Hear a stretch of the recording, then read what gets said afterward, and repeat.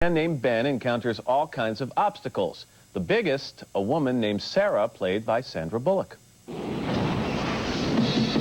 Sandra Bullock, great to see you. Welcome back. Good to be here. As I said, the romantic comedy, but assume that you play a character like some of the characters you played in other romantic comedies. Yeah, there should be a warning on the label of this film.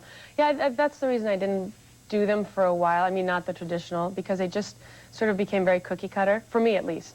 And everything that I was getting was exactly like what I'd done before. This is a very non-traditional romantic comedy. Sarah is, in high school, we used to have an expression, she lacks that little 7-second delay. She does. You know, that most of us have that kind of prevents us from embarrassing ourselves and the people around us. She doesn't have that. She doesn't have, I actually am drawn to people like that in life, just because they force you out of your own sort of really safe reality. It makes you, you know, it's nice to push the envelope. She just kind of forgets to look at the repercussions, and she does a lot of damage. And does some zany things, spontaneous things, but what we find out in the movie is that a lot of this is really a way that she hides other things. Yeah, she's stemming from a place of extreme insecurity and pain. I mean, as I think everyone is, and they deal with it either with humor or with keeping people at a distance, she sort of causes chaos in order to keep things moving around her, so she's always dealing with something, and if things ever were quiet, she'd have to really deal with, you know, the repercussions of what she's done. Probably not the best movie for people to see on the eve of their wedding. Eve of the wedding, okay? Yeah. Well, if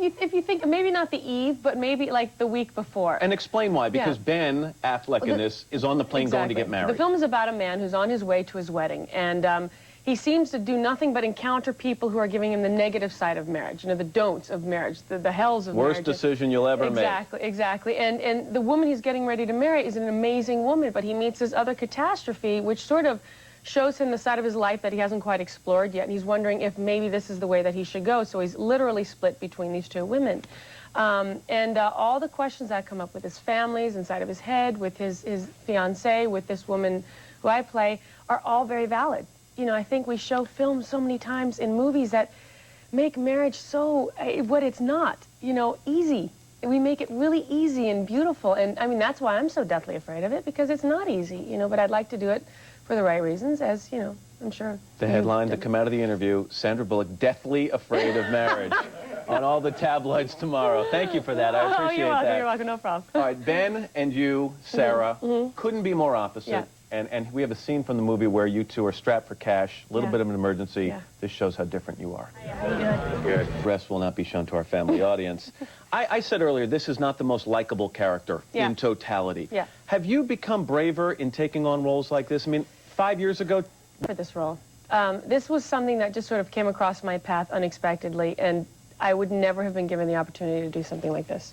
And I got lucky. And I literally had to go back to the people who gave it to me and say, are you sure this is what you want me to do?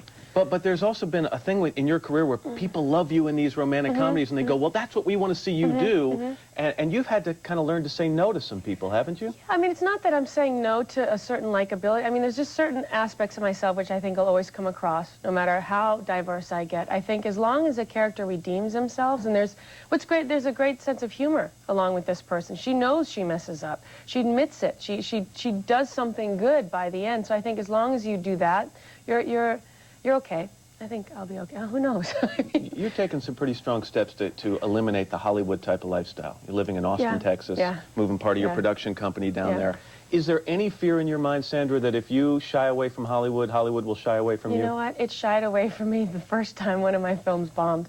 It really did. That fickle. And it was actually a comfort, because I'm not very comfortable in things that I can't control, which a success is. It didn't make any sense to me. And once, you know, my films didn't do well, I had a couple that weren't, you know, that successful. It was almost as though the pressure was off, and there was a huge sense of relief. And I felt myself changing, too, in sort of, I mean, LA is a great place to work. I love what it has, and I love going back to it now, and I can appreciate it. But it just started changing me in a way that I just really didn't appreciate. You're happier now. Yeah.